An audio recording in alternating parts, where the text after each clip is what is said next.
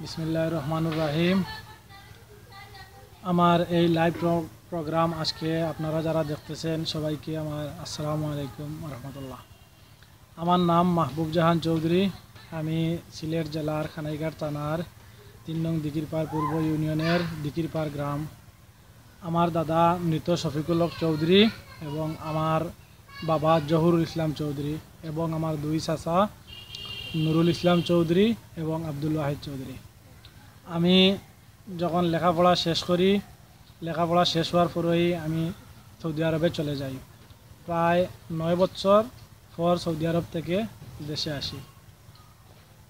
এখন প্রায় 14 বছর শেষে আমি সৌদি আরব শেষে বাংলাদেশে ভিসা ক্যান্সেল করিয়া এখন দেশে আছি। তো দেশে আসার পর আগে তো আমি এরকম কিছু বুঝছি না, আমাদের যে দেখাশোনা এগুলো সব আব্বাই কর্তা, এই ব্যাপারে আমার অভিজ্ঞতা আসিল না। কিন্তু যখন একবারে দেশে আসছি তখন আমাদের যে দাদার যে সম্পত্তি এগুলা দেখাশোনার দায়িত্ব আমি নিজে নেই এবং আমি নিজে নেওয়ার পরে আমি কিছু করার উদ্দেশ্যে সানরাইজ ডেইরি ফার্ম নামে একটা ডেইরি ফার্ম প্রতিষ্ঠা করি। ডেইরি ফার্ম প্রতিষ্ঠা করতে গিয়ে আমি দেখি যে আমাদের দাদার যে সম্পত্তি আছে এগুলা, এই সম্পত্তির মধ্যে আমার যে বড় চাচা মাস্টার আব্দুল ওয়াহিদ চৌধুরী উনি প্রায় সম্পত্তি একাই বুক করতেছেন। তখন আমি এই সম্পত্তি যখন বাগ বাটুয়ারা করতে চাইলাম তখন উনি আমার ফার্মটা বন্ধ করার লাগি চেষ্টা করলেন, কারণ আমার যে সিলেটের চাচা উনারও কোনো সন্তান দেশে নাই। আমার আব্বারও আমি এবং আমার এক ভাই, আমার ছোটো ভাই লন্ডন থাকে, এই জন্য আমাদের বাড়িতেও আর কেউ নাই। বর্তমানে আমার আব্বা 2বার হার্ট অ্যাটাক করছেন, উনারও শারীরিক অবস্থা ভালো নাই এবং আমার সিলেট যে চাচা আছেন উনিও খুবই অসুস্থ, বেড থেকে উঠতে পারেন না।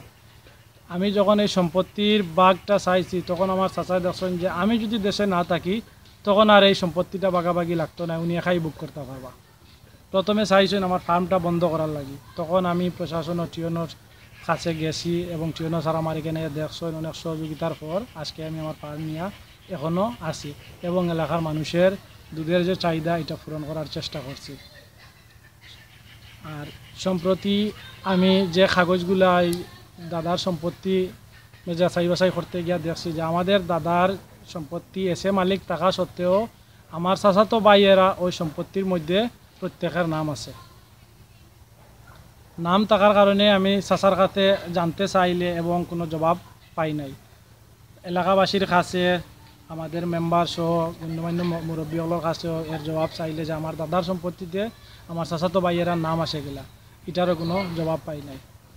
আমি এখন আমার দাদার সম্পত্তিতে আমি গত কয়েকদিন আগে আমার গরুর ফার্ম, এটা গরু জায়গা না হওয়ার কারণে নতুন করে একটা গরুর ঘর তৈরি করার লাগি আমি কাজ করতেছি।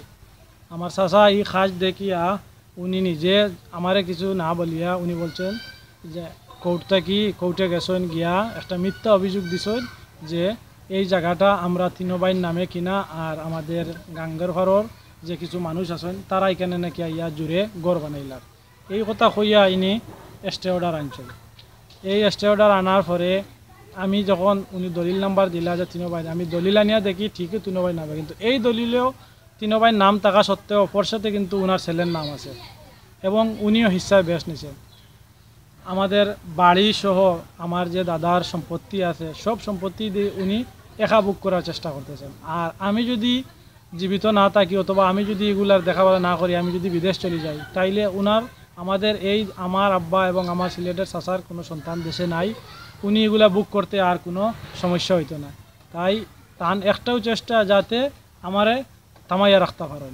আর এই থামাইয়া রাখতে গিয়া উনি প্রায় সময় আমার গত 2 বছরে আমি প্রায় 17টা অভিযোগ আমার লিখিত আকারে থানাত আছে। আর গত শুক্রবারেও, আজকে এক শুক্রবার, গত শুক্রবারেও আমি একটা অভিযোগ দিছি যে এখন দেখা যায় প্রত্যেক দিন উনি গড়ে আমাদের গ্রামের কিছু দুষ্কৃতিকারী নিয়ে বৈঠক করতেছেন। বৈঠক করিয়া তার একমাত্র ইচ্ছা হইল যে আমার এবং আমার সম্পত্তির ক্ষতি সাধন করা। এই ব্যাপারে আমি প্রশাসনের দৃষ্টি আকর্ষণ করছি এবং প্রশাসনের কাছে লিখিতভাবে আমি আবেদন জানাইছি। আমি এখন আমার নিজের নিরাপত্তা এবং আমার এই সম্পত্তির আমি এখন আমার যে পরিস্থিতি, আমি আমার নিরাপত্তা এবং আমার সম্পত্তির টিকাইয়া রাখার লাগি আমি প্রশাসনের কাছেও আবেদন জানাইছি এবং এলাকার মেম্বার সহ চেয়ারম্যান সহ আমার বাড়ির আরও 3-4 জন চাচা, আমার চাচাতো ভাই, সবাই এলাকাবাসী সবার কাছেও আমি জানাইছি, কিন্তু কোনো উনাদের ক্ষমতার বাইরে চলে যাওয়ায় আজকে আমি এই ফেসবুকের প্রোগ্রামে আইসা জিসান টিভির মাধ্যমে আমি এলাকাবাসীর কাছে জানাইতেছি। কারণ আমি বর্তমানে একা আছি এবং উনার 3 ছেলে সহ আরও এলাকার কিছু সন্ত্রাসী লোক উনার সাথে জড়িত। আমার মা একজন মুক্তিযোদ্ধার সন্তান হওয়া সত্ত্বেও ওনারা প্রায় সময় আমার মায়ের উপরও নির্যাতন এবং কি আমার মায়ের নাকে আঘাত করি আমার আম্মার নাকটাও ফাটাইছেন। আর আমার আম্মা মুক্তিযোদ্ধা সন্তান হওয়া সত্ত্বেও এই বাড়িতে অনেক নির্যাতনের শিকার, কারণ উনার এক ছেলে একমাত্র আমি আর উনাদের 3 ছেলে সহ এই 3 জন এবং আমার চাচা, এই 3 জনের জনে এবং তারা বিভিন্ন আর্থিক স্বাবলম্বী হওয়ার কারণে আমি এদের সাথে একা সব কিছু মিলাইয়া কুলানি সম্ভব হচ্ছে না। এই জন্য আমি এলাকাবাসীর কাছে এবং প্রশাসনের কাছে এর সঠিক বিচার এবং তদন্ত দাবি করছি। আমাদের পরিবারের কথা চিন্তা করিয়া কোনো দিন কোনো ঝগড়া এবং কোনো প্রতিবাদ করেন নাই। আমি নিজেও বিগত 14 বছর বিদেশ থাকা অবস্থায় বা আমার চাচাতো ভাই অন্য যারা লন্ডন থাকেন তারাও কোনো দিন শুধু ইজ্জতের কারণে তারা কোনো প্রতিবাদ করেন নাই। কিন্তু আজকে এমন পরিস্থিতি আইয়া দাঁড়াইছে, হয় আমাদের সব সম্পত্তি ছাড়তে হইব, নতুবা আমাদের এখানে দেশে থাকার কোনো পরিস্থিতি নাই। এই জন্য আমি আমার যে পারিবারিক যে কথাগুলো আজকে জনগণের সামনে হওয়ার চেষ্টা করি। আর কারণ এখন এমন পরিস্থিতি আইয়া দাঁড়াইছে যে এদের কারণে আর আমাদের সম্পত্তিতে থাকার মতো কোনো পরিবেশ নাই। কারণ উনার ছেলে সহ প্রত্যেকজনের নামে আমাদের যে নিজের নামেও যে জায়গা এখনও বাকি থাকছে এটাও আমাদের আর দখলে থাকার কোনো উপায় নাই, কারণ সব কিছুই উনি নেওয়ার চেষ্টা করতেছেন। আর সব কিছুর মধ্যে বাধা হয়ে দাঁড়াইছি এখন আমি, কারণ এই আর বাধা দেওয়ার মতো কোনো মানুষ নাই, কারণ বাড়িতে শুধুই আমি একা। আমার আব্বাও 2বার হার্ট অ্যাটাক করছেন, উনি কোনো কথা কইতে পারেন না জুড়ে সরে। সিলেটের চাচাও অসুস্থ, চাচারও কোনো ছেলে মেয়ে দেশে নাই। আমারও ছোটো ভাই লন্ডন থাকে, উনিও দেশে নেই, শুধু আমি একা। এখন আমারে দামানির লাগি উনি প্রায় এলাকার লোকের সাহায্য নিয়ে প্রায় রাত্রে করে বৈঠক করেন, যে বৈঠকের কারণে আমি থানায় জিডি করছি এবং ইনকোয়ারি হইব ইনশাআল্লাহ। ইনকোয়ারির মাধ্যমে এটা থানায় যথাযথ ব্যবস্থা নিব, প্রশাসনে এটা আশ্বাস আমার দিয়েছেন। আর ভবিষ্যতে যাতে আমি আমার সম্পদ এবং আমার নিরাপত্তা পাই এই জিনিসটার লাগিয়েও আজকে আপনারা সবাইরে জানাইয়ার আর লিখিতভাবে আমি প্রশাসনকেও জানাইছি। আর আশা করি আপনারা সবাই আমার সহযোগিতা করবা।